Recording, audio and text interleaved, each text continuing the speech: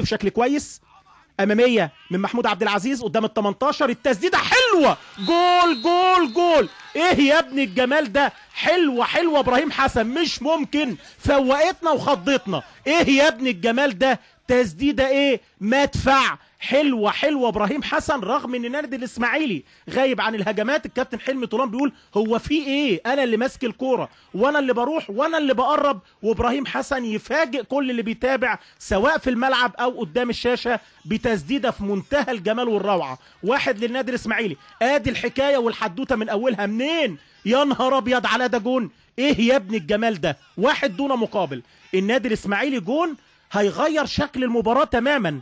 تقريبا 30 دقيقة ابراهيم حسن هو اللي بيعمل البداية التهديفية بواحدة، ولا في الاحلام ما يحلمش ابراهيم حسن بالجون ده في مين، في نادي الزمالك. وادي جنش بيتفرج عليها زينا بالظبط، عايزة لها يومين ثلاثة عشان يطلعها جنش دي، انما كان طالع لقدام سنة زيادة محمود جنش. خبرة المباريات لحارس المرمى مهمة جدا يا جماعة، مهمة، مش لقاء ولا لقاءين عشان حارس المرمى يقف على رجليه.